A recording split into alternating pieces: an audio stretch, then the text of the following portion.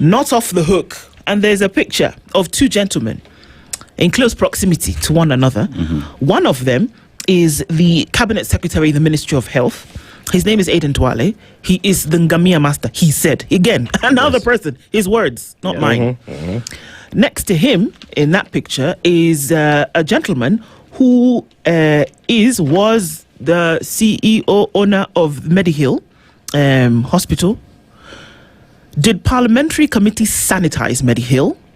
A 338-page audit report submitted to the Ministry of Health by the Independent Investigative Committee on Tissue and Organ Transplant Services appears to have been softened in Parliament.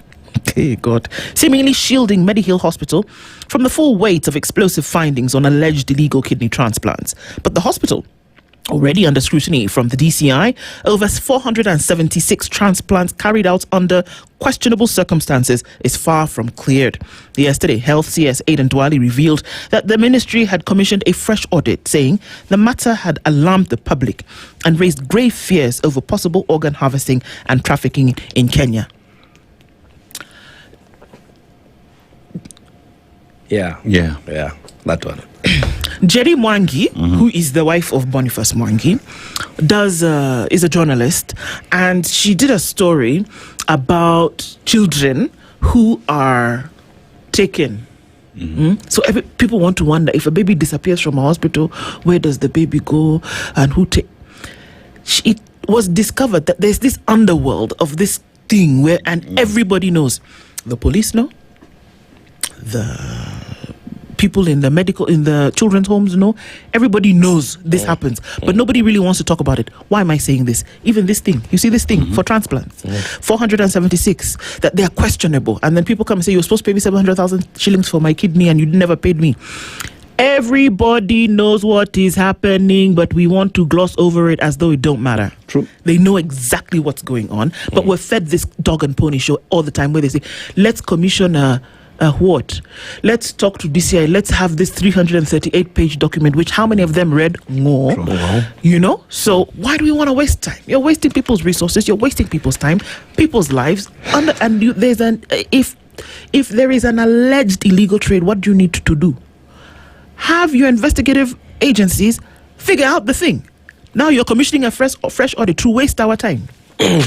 Unless you are trying to pull a cover up. And then I would ask, how many of these operations were covered by SHA? I mean, it would be nice to know. I'm just throwing a spanner in the works. Now we are looking for trouble.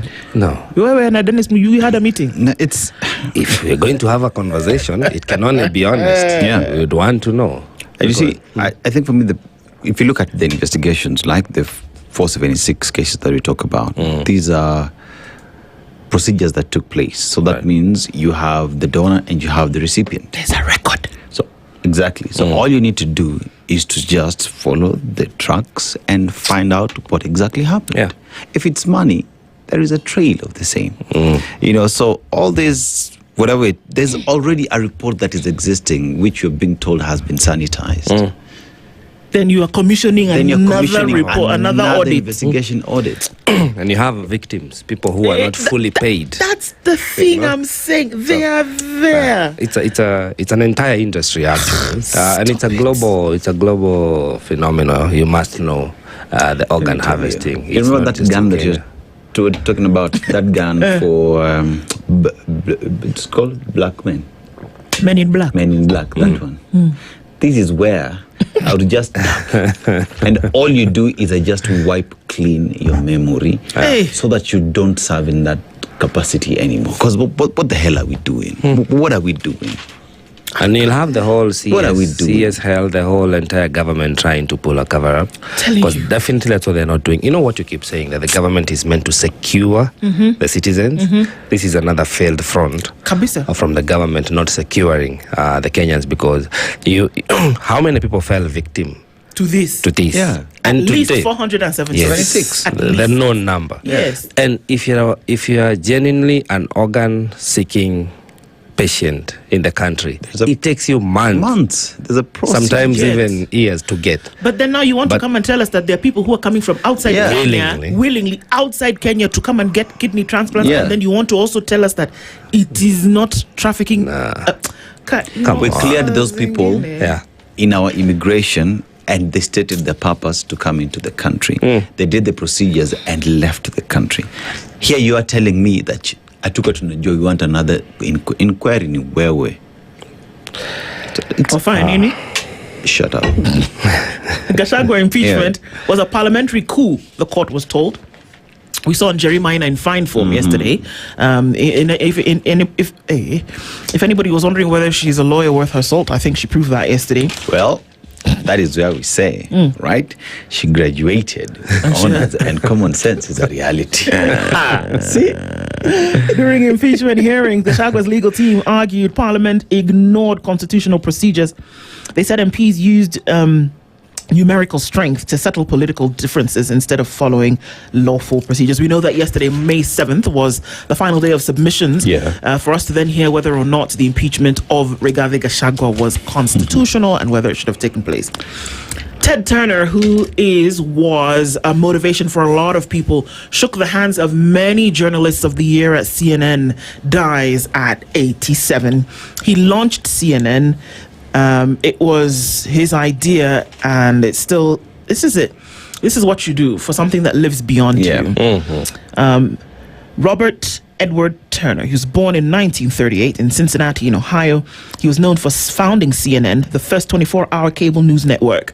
He was the one who came up with the idea of 24 hours news, and he actually made it happen. He did what they called, formed a media revolution, transformed a small family billboard business into a global broadcasting empire. He did this. Sports ownership, former owner of the Atlanta Braves, the baseball team, as well as the Atlanta Hawks, the NBA. Philanthropy, he pledged 1 billion shillings to the United Nations in 1997, leading to the creation of the United Nations Foundation. That money allowed that to happen. He's one of the largest individual landowners in North America, dedicated to bison restoration and land preservation. And famous monikers, the Mouth of the South, Captain Outrageous, those are the things that he was known for. The Time Person of the Year Award 1991, winner of the America's Cup in 1977, and he won the Peabody Award. May his soul rest in peace. The things that he did and the things that he established will remain with us easily for history and forever. So the story there is a long one on page 4, how MP saved Mishra in organ transplant, and that's what we've been talking about now. Now, you people have talked, you have called, you have sent M-Pesa, you have bought bundles, you have sent text messages, you have done Mshwari, you have done all of that. Yeah, full lizard. You have full lizard, you have Kila Kiru. You've done and done and done in a year. And you've done all of that. Safaricom has done. They've kusanya. They've done everything. And they made 100 billion shillings on top. Yep. Well They're done, paying Kenyan. dividends of 80 point something billion. So 2 shillings per share. Oh. Yeah. Great. Okay, not 100 billion. 99.7 billion. Tau. Okay. M-Pesa is driving the growth of this. Mutuma Pesa sana, mingi sana. Uhuru's walls deepen as Jubilee Party mediation talks hit a snag. Everybody's mediating amongst themselves. Figure it out, guys. Kenyans are waiting. Are we not selling Safaricom? What are we selling? Bado iko kotini. Bado iko Because kotini. it's not profitable. It does not serve the interest of Kenyans. It's not a strategic investment to have as a country, right? I'm just saying. Okay. Kitu kama hiyo. Let me tell you. See, this week, there's a headline that we did carry. Or was it last week? Numbers don't lie. Sindio, they don't? Okay. Interesting how, like, within a week, you just get answers to everything that comes up, eh? The pulse is in the Standard today.